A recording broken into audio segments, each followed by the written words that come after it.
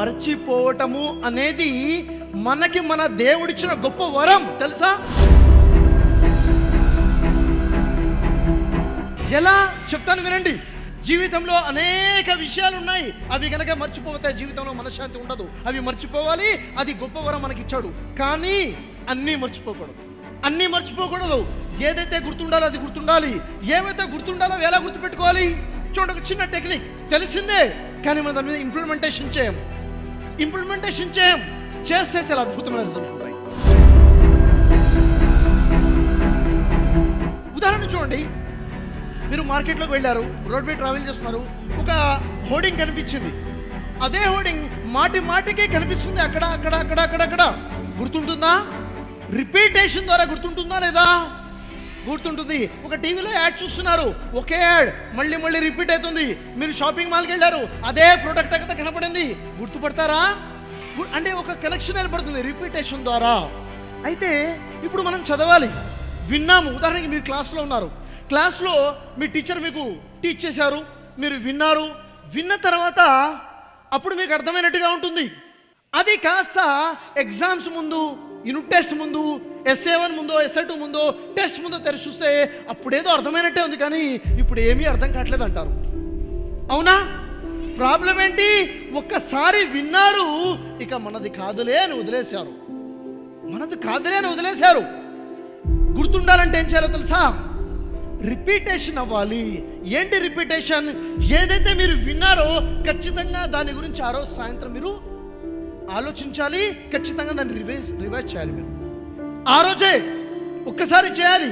ఆ తర్వాత కనీసం 1 or 2 weeks తర్వాత ఖచ్చితంగా మళ్ళీ రివ్యూ చేయాలి, మళ్ళీ దాన్ని చదవాలి. ఉదాహరణకి ఒక లెసన్ చదవాలి. జాగ్రత్తగా గుర్తుపెట్టుకోండి. ఒక లెసన్ ఈరోజు చదివారు, 4 questions ఉన్నాయి, అవి ఈరోజు చదివారు.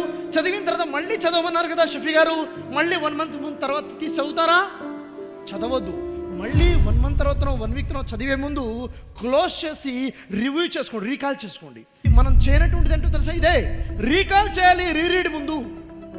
రీరీడ్ చేసే ముందు రీకాల్ చేయాలి. ఏదైతే నువ్వు విన్నావో, ఏదైతే నువ్వు చదివావో దాంట్లో నీకు ఎంత గుర్తుంది. చదవడం కాదు, నేర్చుకోవడం కాదు, అది రీకాల్. సమయానికి గుర్తు రావాలి. ఎగ్జామ్ రాస్తున్నారు, ఒక బిట్ వచ్చింది, దానికి ఆన్సర్ ఇవ్వాలి. ఇది నేను చదివాను, బాగా నాకు తెలుసు, 2-3 సార్లు చదివాను, అప్పుడు గుర్తు రాలేదు. ఆ 3 గంటల్లో బయటకు వచ్చిన తర్వాత గుర్తొచ్చింది. ఏం లాభం? రీకాలింగ్ అనేది ఒక ప్రాసెస్. అది మనం మన మైండ్కి ట్రైనింగ్ ఇవ్వాలి. చదవడం రాయడం కాదు. రీకాలింగ్ చాలా ఇంపార్టెంట్. మీరు కాంపిటేటివ్ ఎగ్జామ్స్కి వెళ్తారు, తక్కువ టైం ఉంటుంది, స్ట్రెస్ ఉంటుంది. ఆ టైంలో స్పాట్లో రీకాల్ అవ్వాలి. Recalling is a process. దానికి మీరు ట్రైనింగ్ ఇవ్వాలి. ప్రాక్టీస్ మేక్స్ మ్యాన్ పర్ఫెక్ట్ లాగా practice makes your brain perfect. అర్థమవుతుందా? అంటే చదవటానికి మళ్ళీ చదవడానికి మధ్యన రివ్యూ చేయాలి, రీకాలింగ్ చేయాలి. ఎంతమంది చేస్తున్నారు? చేయట్లేదు కదా? చెయ్యాలి, అవసరం లేదా? చెయ్యాలి. అంటే ఉదాహరణకి మీరు క్లాస్ విన్నారు, ఈరోజు సైన్స్ టీచర్ ఒక లెసన్ చెప్పారు. రిటర్న్ జర్నీలో స్కూల్ బస్సులో ఇంటికి వెళ్తున్నారు. చేయాల్సిందంటే తెలుసా? ఏదైనా ఒక లెసన్ గుర్తు చేసుకొని ఈరోజు చెప్పింది రీకాల్ చేసుకునే ప్రయత్నం చేయండి. Recalling is a magic.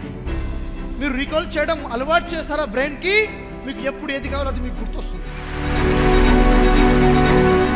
గుర్తుపెట్టుకుంటారా? దీన్ని మళ్ళీ రీకాల్ చేయాలి. ఏంటిది?